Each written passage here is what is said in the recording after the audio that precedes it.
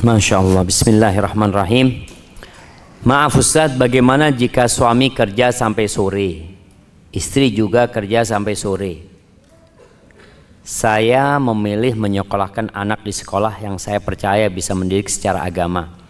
Sekolahnya dari pagi sampai sore juga. Bolehkah saya limpahkan tanggung jawab ke sekolah karena hampir seharian anak saya ada di sekolah? Tadi Ana udah sampaikan, sekolah itu hanya membantu. Tugas utama yang bakal ditanya sama Allah nanti pada hari kiamat siapa? Bapak sama ibunya. Maka jangan melimpahkan semuanya. Alhamdulillah ada yang mau membantu dari pagi sampai sore.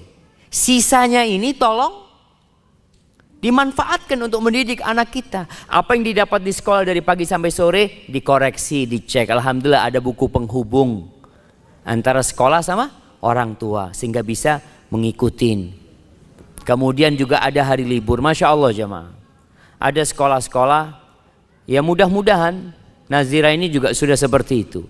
Jadi tugas anak di rumah itu ternyata bukan hanya tugas menghafal, menjawab pertanyaan, ada tugas etika. Ada tugas anak itu di rumah, Masya Allah, cuci piring sendiri. Tugas sekolah.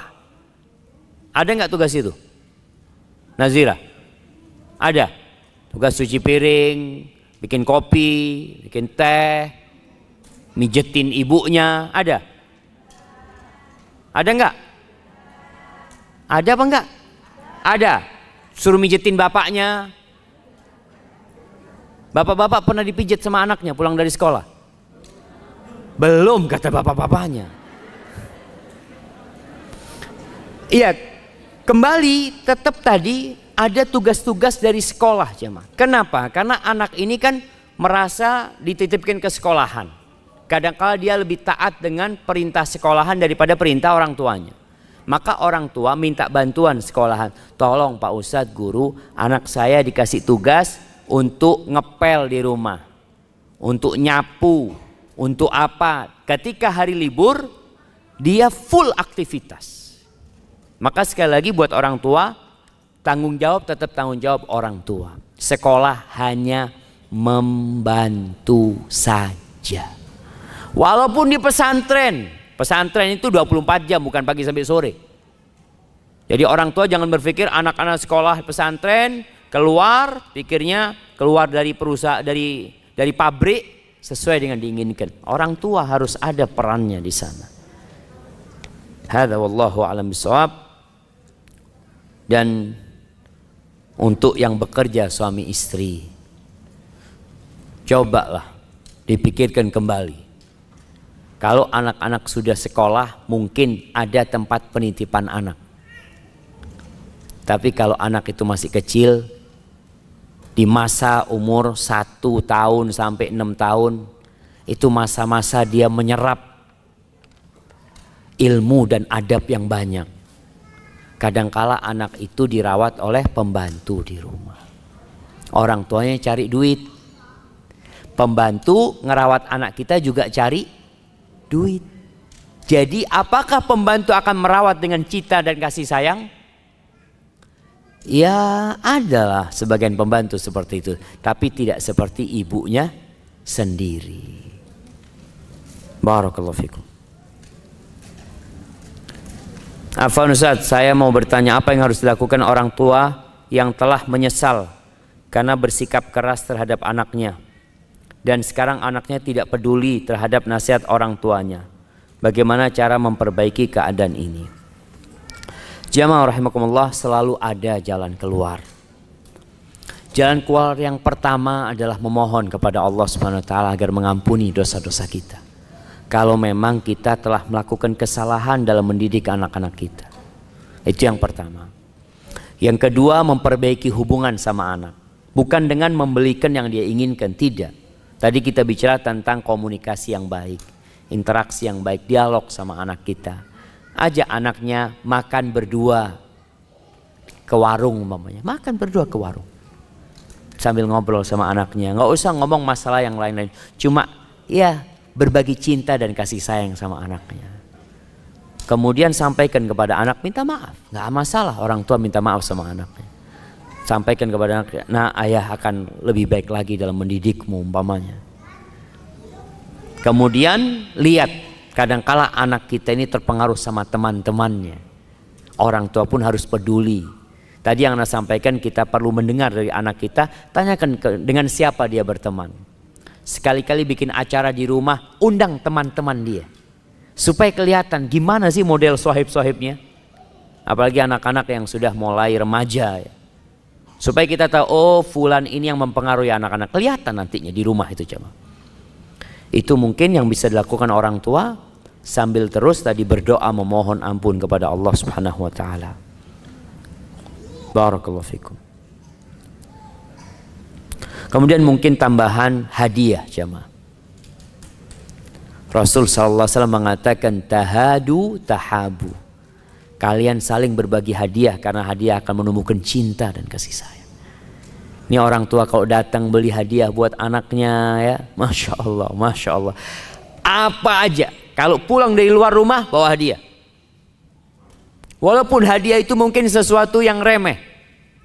Anak kita ya sedang SD, mungkin kita beli hadiah kan pena buat dia, orotan buat dia, penghapus buat dia. Tuh orang tua bawa, bahagianya dia dikasih sama orang tuanya. Tapi yang sudah remaja mungkin hadiahnya lain lah, yang sesuai dengan umur mereka. Assalamualaikum Ustaz. Waalaikumsalam. Saya mau tanya, bagaimana mendapatkan kasih sayang ayah yang sudah menikah lagi? Ini yang tanya anaknya kayaknya coba. Bapaknya kawin lagi. Nah, ini rada-rada berat pertanyaan ini. Karena anak berusaha mendapatkan kasih sayang ayahnya. Padahal seharusnya ayah yang mengasihi anaknya.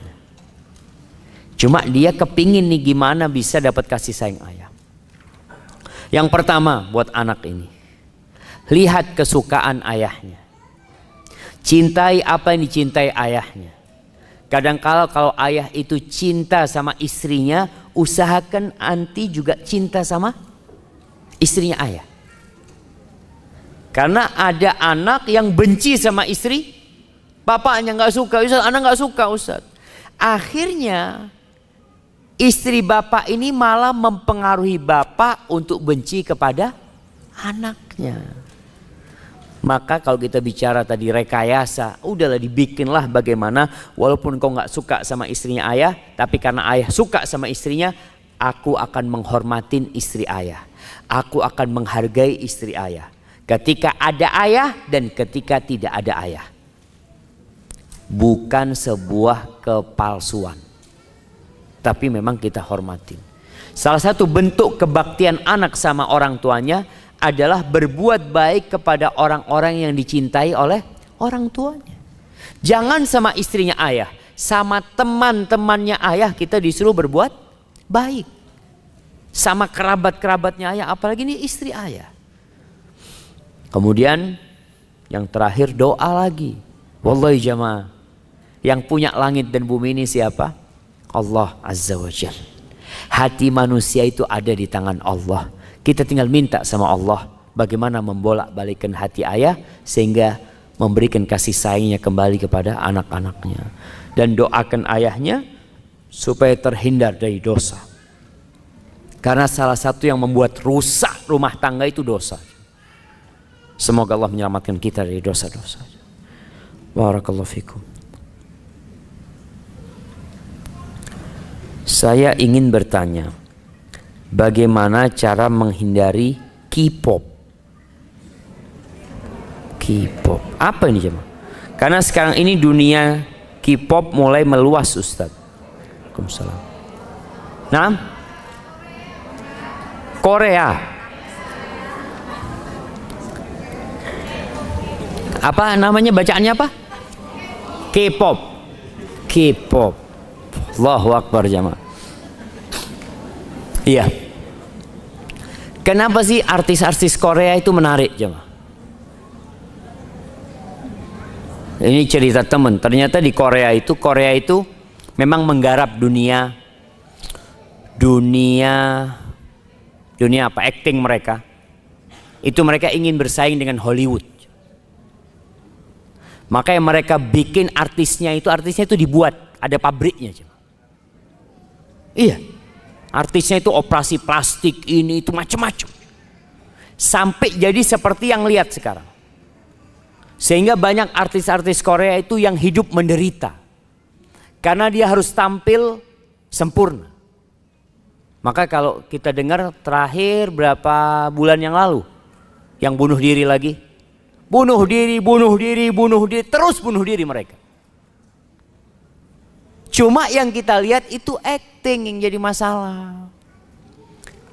Subhanallah, ada teman, bukan teman, sepupu dia ngasih tau anak. Dia ngatakan, "Kak, lihat ini Kak." Kata dia, film-film barat itu sekarang, kalau dulu mereka masih capek bikin film. Sekarang itu sudah pakai green screen. Jadi bohong semuanya, lebih bohong lagi jamaah. Dulu masih ada stuntman-nya yang ini, sekarang Masya Allah. Sekarang kalau bicara bagaimana kita meninggalkan K-pop ini, ya udah, kita buka kepada anak-anak kita, mereka itu siapa sebenarnya. Kebohongan itu membuat anak kita jadi puas, aku nggak boleh menonton itu lagi. Pengaruhnya kepada anak-anak kita. Oleh anak sampai sekarang nggak tahu. Cuma memang dengar yang namanya drama Korea ini jamaah sudah mewabah. Sampai kayaknya siswi-siswi ada yang nonton.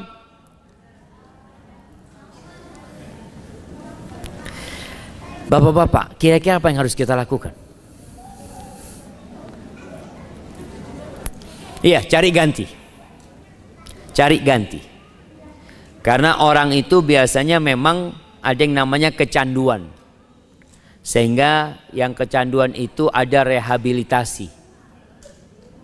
Bagaimana sekarang direhabilitasi dia?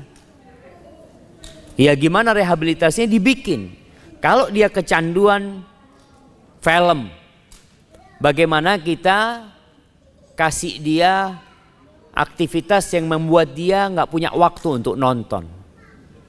Orang tua tadi kita katakan duduk sama anaknya, ngobrol sama anaknya. Ketika nonton sesuatu perlu memang ada screening time sama anak-anaknya, ada playing time, ada waktu nonton yang bermanfaat, nonton yang ada gunanya. Duduk sama anaknya, lihat nih, ini nak seperti ini seperti itu. Ada film-film dokumenter umpamanya yang bisa dilihat, ada film-film tentang alam, banyak yang bermanfaat sebenarnya jamaah. Tapi karena ya dia sudah terpengaruh sama teman-temannya, apalagi kalau remaja mulai ada benih-benih cinta ya. Dia lihat, oh ini bagus banget ya. Sambil terus berdoa lagi sama Allah SWT supaya anaknya diselamatkan dari itu. Duhai ayah bunda, dengarkan nih, ini ada yang tulis ini. Duhai ayah bunda, dengarkanlah kami bagaimana cara memberitahu ayah untuk berhenti merokok. Karena berbagai macam cara sudah dilakukan tapi belum berhenti. Karena kami sayang dengan ayah, tolong Ustadz nasihatnya. Semoga pulang dari sini ayah dapat semangat untuk berhenti rokok. Ya ayahnya lagi hadir di sini jamaah. Nah, ya kalau bicara hukum rokok jamaah, kalau bicara hukum rokok, mungkin ada yang masih condong kepada makruh karena syahwatnya ada di sana, nafsunya ada di sana.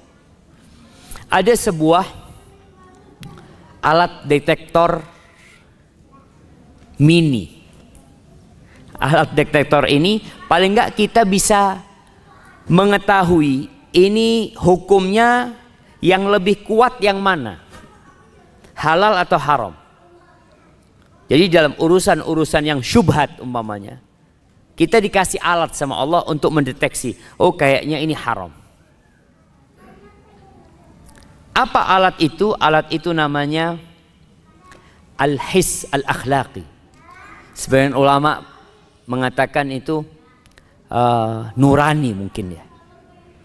Allah kasih di hati kita yang kita bisa bedakan, kayaknya ngebaik ini kayaknya buruk yang ini. Dia bisa tahu. Allah mengatakan balil insanu ala nafsihi basirah walau alqa ma'adzirah. Orang tuh tahu, jiwa dia itu tahu, walaupun dia punya alasan 1, 2, 3, 4, tapi hati nurani dia nggak bisa dibohongin, nggak bisa dibohongin. Kalau bicara hukum agama, Rasul sallallahu alaihi wasallam mengatakan al halalu bayyinun wal haramu bayyinun. Halal itu jelas, haram itu jelas. Wa bainahuma umurun mustabihat. Di antara halal haram ini ada perkara-perkara yang bercampur jemaah, yang nggak jelas. Ada unsur halalnya tapi ada unsur haramnya. Syubhat. Tugas kita apa? Menghadapi hal yang seperti ini ada 2 hal. Yang pertama, kalau ini urusan perintah, ada yang mengatakan wajib, ada yang mengatakan sunnah, maka yang harus kita lakukan apa? Kerjakan. Kan syubhat, Ustaz, ini ada yang mengatakan ada yang mengatakan wajib, ada yang mengatakan sunnah. Ya udah, nggak usah ribut, kerjakan. Kan sama-sama perintah, cuma yang dibicarakan adalah kualitas perintahnya, sampai tingkat wajib atau sunnah. Tugas kita dalam urusan ini jangan berdebat, tapi melaksanakan perintah. Selesai, sudah selamat kita. Tapi kalau syubhatnya ini berupa, ini Ustaz, ada yang mengatakan haram, ada yang mengatakan halal. Apa yang kita lakukan? Apakah kita lebih kuatkan yang halal atau yang haram? Yang haram, tinggalkan sudah. Apalagi tadi, ini Ustaz, ada yang mengatakan haram, ada yang mengatakan makruh. Sama-sama dilarang, tinggal kualitas larangannya. Apakah sampai haram atau hanya sampai makruh? Ketika itu apa yang kita lakukan? Tinggalkan. Karena kalau sudah bicara bercampur antara haram sama makruh, sama-sama larangan, untuk menyelamatkan diri kita, kita meninggalkannya. Baik, itu yang pertama. Yang kedua, detektor yang kedua jemaah. Surga itu dikelilingi dengan pagar yang dibenci oleh jiwa kita. Sedangkan neraka itu dikelilingi oleh pagar yang disukai oleh syahwat dan nafsu kita. Antum tinggal lihat nih, nafsu antum lebih condong melakukan atau meninggalkan. Kalau aduh Ustaz, ana lebih suka ngerokok sih Ustaz ya. Ya kayaknya takut ke neraka nantinya. Kalau syahwatnya ke sana. Tapi kalau mau main sholat malam, antum sholat malam nggak? Aduh berat sholat malam di situ. Ah itu insya Allah ke surga. Jadi yang berat oleh jiwa kita, insya Allah ke surga. Yang disukai oleh nafsu kita, antarkan ke neraka. Itu ketika kita tidak tahu sama dalil. Ana nggak tahu dalilnya Ustaz. Atau katanya ini ulama khilaf Ustaz. Ana yang mana ana pilih Ustaz? Kalau nafsu ana sih lebih baik yang makruh Ustaz. Itu nafsu. Kalau sudah nafsunya ke sana, tinggalkan. Karena neraka itu dibalut dengan yang disukai oleh jiwa kita. Tuh anaknya udah doa, mudah-mudahan bapaknya keluar dari sini berhenti ngerokok. Dan alhamdulillah, padahal ayahnya berhenti ngerokok di sini sudah jemaah.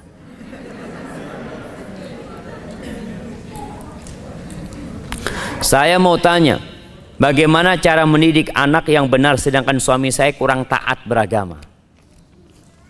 Ini curhat seorang ibu.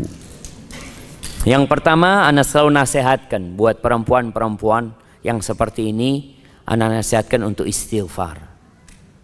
Karena mungkin anti salah pilih suami. Iya. Padahal di dalam agama kita sudah jelas kriteria suami itu yang agamanya baik, akhlaknya mulia. Sekarang anti kok bisa dapat suami kayak gini? Berarti kan salah pilih. Kemudian yang kedua, setelah istighfar mohon ampun sama Allah SWT, doakan suaminya. Sudah, perbaiki suami dengan doakan suami. Yang ketiga, jangan bersandar sama suaminya. Sudah. Ada wanita yang selalu mengeluh sama suaminya. Ayolah bang, bantu didik anak bang. Ayo. Akhirnya anak nggak bener, suami istri berantem terus. Ketika tahu suaminya berat untuk diajak kompromi, ya sudah, minta tolong sama Allah, aku akan didik anakku sendiri dengan bantuan Allah Subhanahu wa taala. Sambil terus berusaha memperbaiki suami. Jangan sampai kita tadi bicara rekayasa tempat pendidikan ini. Jangan sampai anak kita melihat bapak ibunya ribut terus. Keributan itu kalau memang tidak bisa dihindarin, tolong di kamar dikunci. Jangan sampai anak-anak dengar. Seperti itu. Ya mau nggak mau cuma sabar. Terus mau gimana lagi? Orang ibu yang salah pilih suami.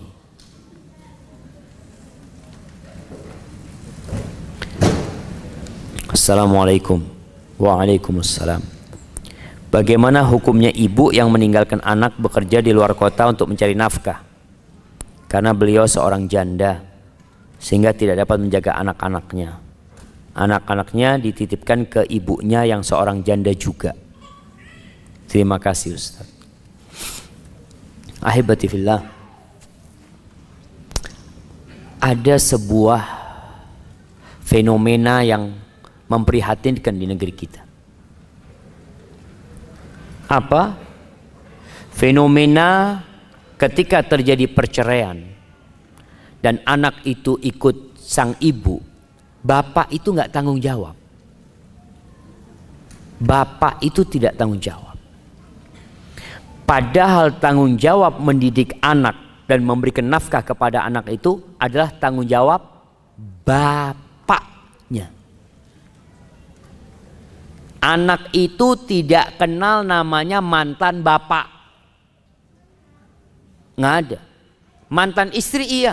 Jadi seorang bapak ketika menceraikan istrinya, anak-anak itu 100% tanggung jawab bapaknya. Memberikan nafkah, mendidik anaknya walaupun anak itu ikut ibunya. Sehingga bapak ini harus terus berhubungan sama anaknya. Ketika istrinya yang mendidik, kasih biaya pendidikan buat istri itu. Bukan malah si istri ini ceritanya, istri malah kerja keluar cari nafkah buat anaknya, si suami nggak mau tahu. Ya alhamdulillah sang wanita ini tanggung jawab terhadap anaknya. Tapi tolong difahami bahwa sang bapak nanti akan diberdirikan di hadapan Allah Subhanahu wa taala tentang anak-anak dia. Kenapa dia tidak didik dengan benar? Ingat, walaupun sang anak ikut ibunya, tanggung jawab tentang tanggung jawab siapa? Akan kebencian kepada anaknya terhadap bapaknya. Kalau dia masih punya bapak, janda bukan meninggal, janda cerai, kasih tahu dia, bapakmu ada nak, fulan di tempat ini, dan minta kepada suaminya untuk memperhatikan anaknya. Dan kalau kondisi tadi, ya sudah, berusaha minta tolong sama ibunya. Kalau memang di kampung nggak bisa memberikan nafkah, dia kerja mungkin keluar kota, tapi kalau bisa tetap bersama anaknya. Jangan sampai untuk mencari nafkah akhirnya merepotkan ibunya. Ini kan sang anak menitipkan anaknya kepada ibunya. Jadi anak dirawat sama nenek. Padahal bentuk kebaktian anak sama ibunya itu tidak merepotkan ibu. Lebih repot mana? Namun tanya sama ibu-ibu, lebih susah mana mendidik anak sama bekerja di kantoran? Anda mau tanya, lebih susah mana? Didik anak, ngurusin anak, sama kerja di kantoran. Kerja di kantor tuh ya Allah cuma duduk, tanda tangan, ini itu. Tapi didik anak jamaah bukan hanya dengan pikiran, dengan hati, dengan kasih sayang. Maka tolong orang tua memperhatikan anaknya. Saya mau bertanya Ustaz, bagaimana cara mendidik anak di zaman kemajuan teknologi saat ini? Bagaimana kita bersikap adil pada anak-anak karena sifat anak-anak yang berbeda? Bagaimana agar kita tidak selalu menyalahkan anak pertama sebagai tempat pelampiasan amarah saat anak-anak bertengkar dengan saudaranya? Barakallahu fikum. Taib jamaah, kalau bicara zaman kemajuan teknologi ini, ya kita melihat dulu ketika belum ada TV, Masya Allah, orang tidak terlalu khawatir. Ada TV ribut, bagaimana didik anak ini? Sampai akhirnya ada kesepakatan di satu perumahan itu, mereka punya kesepakatan kalau dari jam 6 sampai jam 8 malam nggak ada TV yang hidup. Jadi itu anak mau bermain ke rumah sohibnya yang mana tetap nggak ada TV. Jadi akhirnya dia balik lagi ke rumahnya sendiri karena dia mau nonton TV. Ini sebagai bentuk bagaimana menjaga anak-anak kita supaya tidak terpengaruh dengan teknologi yang ada. Artinya teknologi nggak bisa ditinggalkan.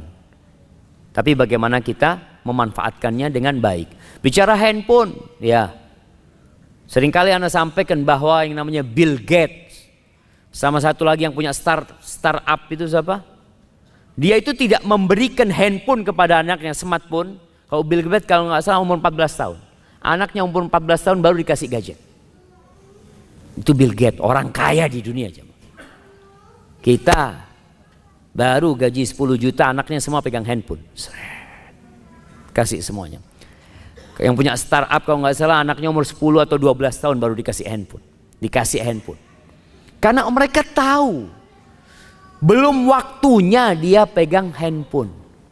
Waktunya apa? Waktunya bermain, waktunya beraktivitas. Nanti ketika waktunya dikasih gadget tuh anak. Tapi memang kembali orang tua itu nggak mau capek sekarang.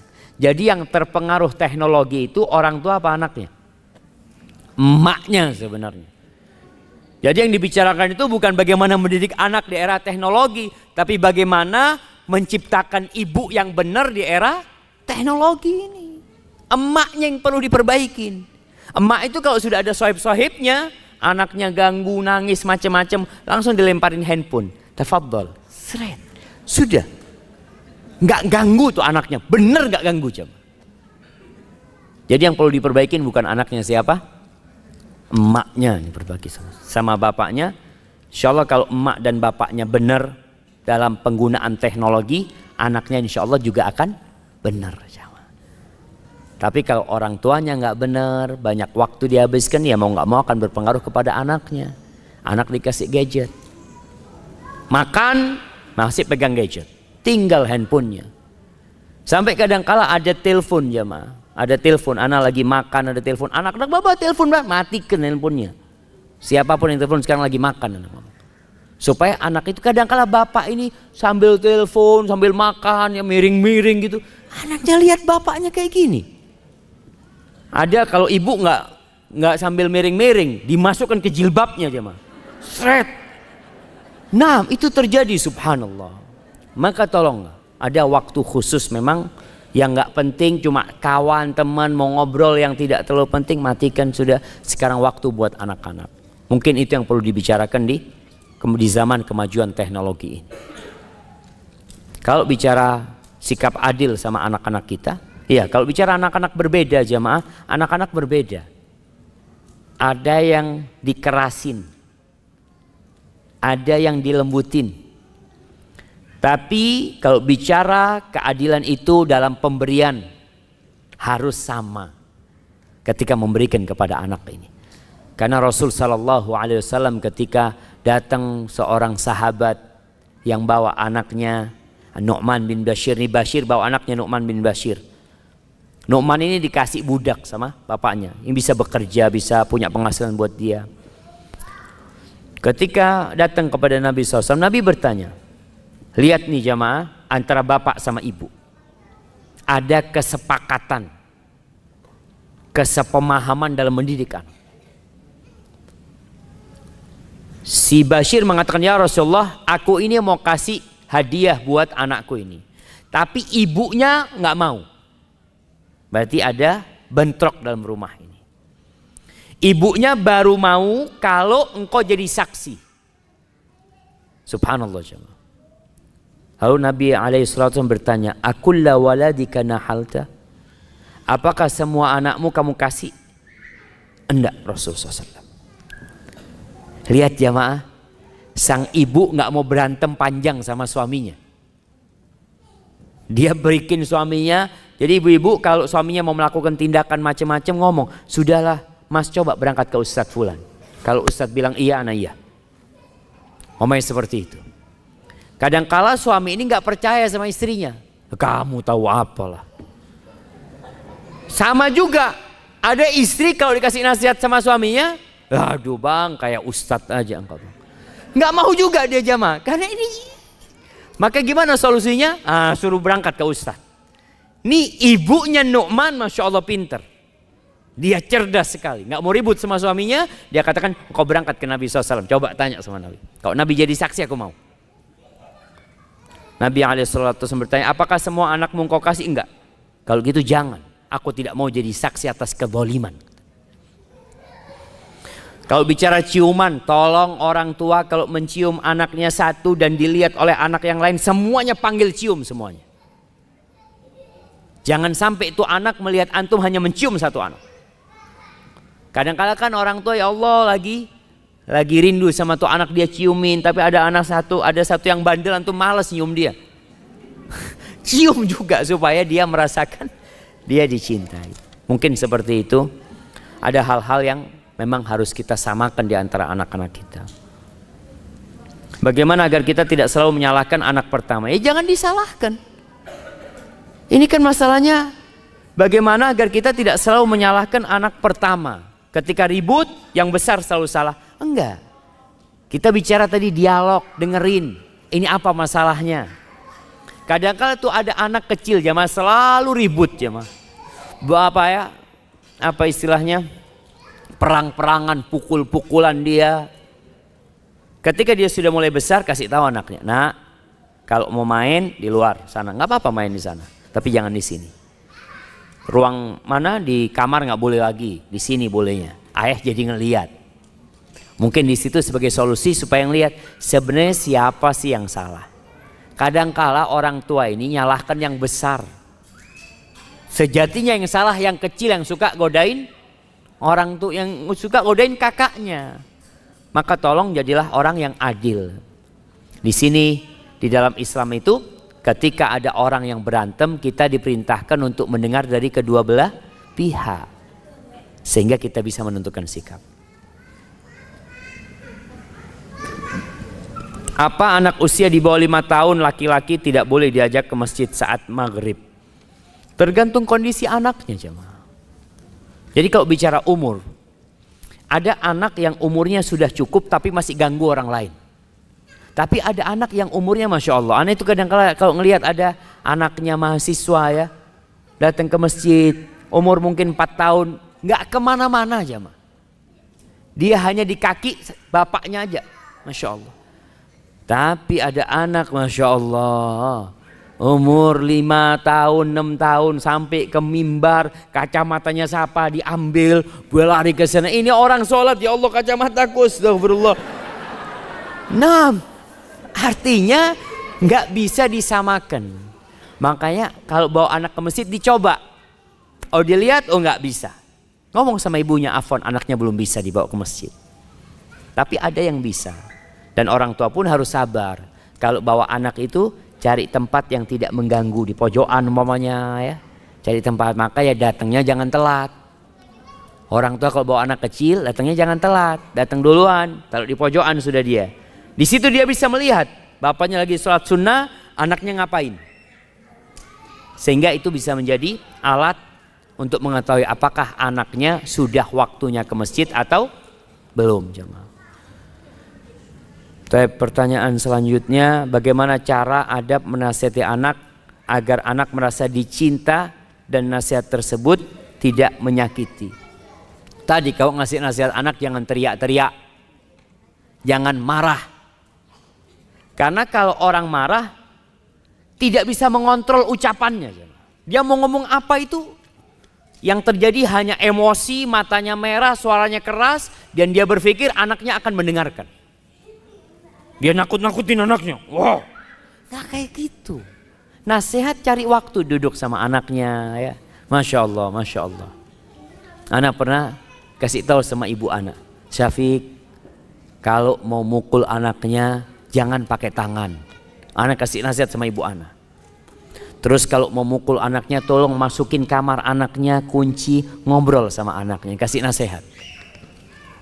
Ternyata abah anak dulu kalau marah sama anak memang anak dikunciin pintu. Ana pernah dipukul sama abah itu, ya namanya anak-anak lah jamaah, anak SD. Kita dipukul sama sapu lidi itu jamaah. Setelah dipukul, ibu ana yang ngasih minyak. Jadi ya dengerin ayah ya, artinya didukung ayahnya itu, didukung. Ketika ayah marah jangan mengatakan, iya kamu sabar ya dipukul ayahnya. Jangan bilang sabar, berarti ibunya nggak dukung bapaknya. Bukan sabar, dengerin ayah. Ayah itu cinta sama engkau, ayah itu ingin engkau itu baik. Maka mudah-mudahan ini jadi pelajaran buat engkau nak. Jadi ketika ngasih nasihat anak, dimasukin ke kamar. Kalau memang harus dipukul, tapi usahakan tidak memukul anaknya. Sampai kapan orang tua menasihatin anaknya? Apakah sampai berkeluarga? Bagaimana adab menasihatin? Sampai berkeluarga, sampai punya cucu, kalau masih anak kasih nasihat. Kita itu melihat orang lain, bukan anak kita, melihat orang lain nggak sholat. Kita punya kewajiban untuk beramar ma'ruf nahi mungkar. Gimana anak kita sendiri? Jadi jangan berpikir ketika anak itu memang ketika dia berkeluarga, ya sudah dia akan sibuk dengan keluarganya.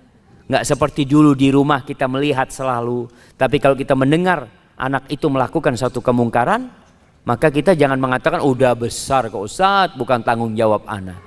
Engkau tetap bapaknya sampai kapanpun. Maka ketika melihat kemungkaran tetap ngasih nasihat sama anaknya. Kalau bicara adab, ya adabnya jangan di depan orang ya. Dipanggil anaknya berduaan tadi, dimulai dengan cinta dan kasih sayang. Pertanyaan terakhir jamaah. Bagaimana apabila orang tua kita tidak peduli dengan anak-anak kandungnya? Karena ibu tirinya mengguna-gunai orang tua hingga tidak peduli pada anaknya. Bagaimana sikap kita sebagai anak? Masya Allah, ini curhatan seorang anak jemaah. Iya, itu terjadi. Ada. Apa tugas anak? Baca Al-Baqarah di rumahnya. Ini dalam rangka kalau memang tahu sang ayah dipengaruhin sama ibu tirinya, baca Al-Baqarah dan berusaha berbuat baik kepada ibu tirinya. Kenapa Anda selalu katakan itu? Manusia ini bahan dasarnya baik dari tanah manusia itu. Mudah dibentuk. Tidak seperti api yang sulit untuk dikontrol. Antum kalau ngelihat kebakaran hutan itu kemana-mana. Tanah ini bisa dikontrol. Mau dibuat apa? Allah Azza wa Jal menyuruh kita menghadapi orang yang jahat sama kita dengan membalas kejahatan dia dengan kebaikan. Allah mengatakan idfa' billati hiya ahsan. Balaslah dengan yang lebih baik. Fa idzal ladzi bainaka wa bainahu adawatun ka'annahu waliyyun hamim. Permusuhan yang terjadi antara engkau dengan dia, dengan engkau terus berbuat baik, bisa berubah jadi persahabatan yang indah. Maka ini salah satu cara. Dengan engkau tadi membaca Al-Baqarah, ya, meruqyah ayah, kemudian berusaha berbuat baik sama ibu tiri, supaya ibu tiri diibukan sama engkau. Mudah-mudahan ibu jadi berhenti melakukan guna-guna tadi, ya, sambil terus berusaha untuk memberikan nasihat dengan cara yang baik sama orang tuanya. Mungkin anak juga perlu kirim surat sama ayahnya. Namun orang kalau diguna-guna memang kayak orang bodoh. Dia tidak bisa menentukan sikap. Kesian. Maka obatnya tadi ruqyah salah satunya. Dan kalau bisa diajak ayahnya untuk baca zikir pagi dan petang. Semoga Allah selamatkan dari bala tersebut. Hadza wallahu a'lam bishawab. Itu yang bisa Anda sampaikan. Kurang lebihnya mohon maaf apabila yang Anda sampaikan benar itu dari Allah Azza wa Jal. Kalau ada yang salah dan kurang berkenan itu dari diri Anda pribadi. Allah dan Rasulnya terbebaskan dari kesalahan itu. Subhanakallahumma bihamdika asyhadu an la ilaha illa anta astaghfiruka wa atubu ilaik. Wassalamualaikum warahmatullahi wabarakatuh.